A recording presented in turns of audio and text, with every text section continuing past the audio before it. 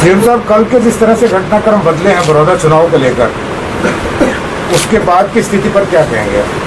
क्या मतलब? कल जो घटनाक्रम बदला है वहाँ पर, जिस तरह से नामांकन आपके घटनाक्रम तो नहीं बदला। ये तो शुरू से तय था कि कांग्रेस पार्टी वहाँ जीतेगी, और हमारे एक साथी इंडिपेंडेंट खड़े थे, उन्होंने कल कांग्रेस के फेवर में बैठ गए और उससे और कांग्रेस की मजबूत स्थिति हुई है और बढ़ोतरी हुई है। बड़ौदा चुनाव को लेकर मुख्यमंत्री मनोहर लाल खट्टर ये कह रहे थे कि कांग्रेस के पास तो उम्मीदवार ही नहीं था, बमुश्किल खड़ा कर पाए। वो कह रहे थे कि मैंने भी सुना था कि कांग्रेस के पास तो उम्मीदवार ही नहीं है। क्यों? क्योंकि कांग्रेस का उम्मीदवार एक गरीब आदमी है, किसान का बेटा है, मजदूर का बेटा है। उनको किसान, मजदूर, गरीब आदमी दिखते नहीं है भाई, विश्वास से कह रहे थे। सर, बड़ौदा की सीट पहले भी कांग्रेस के पास रही है और आम वर्कर, कांग्रेस का कार्यकर्ता, किसान का बेटा, दिन रात मेहनत करने वाला, लोग खुश हैं इस बात से। एक किसान के बेटे को, वर्कर को, मजदूर के साथी को टिकट दी है, वो कह रहा है भाई कुछ जानता ही कोई नहीं। तो एक बात है, अगर मतलब ऐसे व्यक्तिगत बात करता नहीं मैं, तो खट्टर साहब ने कह दिया इसको जानता ही कोई नहीं है। एक बात का सवाल मैं भी जवाब पूछना चाहता हूँ खट्टर साहब से। खट्टर साहब मुख्यमंत्री बने उससे पहले उनको कौन जानता था? कौन जानता था? तो दूसरे पे कटाक्ष करना, एक गरीब आदमी पे, एक किसान पर, अब बनेगा जब वो विधायक, कैसी जिम्मेवारी देगा, कैसा काम करेगा, ये तो पता लगेगा।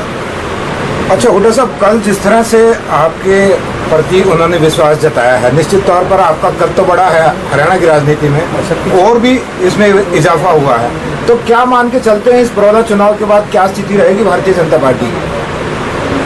ये जो चुनाव है, उपचुनाव, ये साधारण उपचुनाव नहीं है। ये उपचुनाव ऐसी परिस्थिति में हुआ है कि ये एक उपचुनाव का नतीजा इस सरकार की चूल हिला देगा। ये प्रत्यक्ष प्रमाण की जरूरत नहीं होती। आज से 25-30 साल पहले कितने एमएलए थे उस टाइम का लोकल आ रहे थे, 80 एमएलए होंगे उनके, लेकिन एक महम के उपचुनाव ने उसकी चूल हिला दी। तो ये ऐसी उसी परिस्थिति में हो रहा है। तो आप मानते हैं कि ये चुनाव कांग्रेस जीतने के बाद सरकार गिर जाएगी भाजपा? ये चुनाव जीतने के बाद हरियाणा की राजनीतिक दशा भी बदलेगी और दिशा भी बदलेगी। तो महम का जो जिस तरह से चुनाव था, वहाँ अनीति हावी थी, वहाँ पे अनीति हावी थी, जिस तरह से जो सर्कमस्टांसेस थे महम चुनाव में, वो लोगों के विपरीत थी। वो अनीति हावी थी, नैतिकता नहीं थी वहाँ पे, सरकार की तरफ से नैतिकता नहीं थी। तो यहाँ क्या क्या देख रहे हैं आप बड़ौदा में? यहाँ आप देखें जब ऐसी बात कह जा रही है कि एक गरीब आदमी को और किसान को टिकट मिली है, इसको कोई जानता नहीं। अरे प्रजातंत्र है, हर व्यक्ति को लड़ने का हक है। गरीब आदमी भी लड़ेगा, यहाँ किसान भी लड़ेगा, किसान की आवाज़ उठाएगा, उसको वो क्यों नहीं लड़ेगा भाई?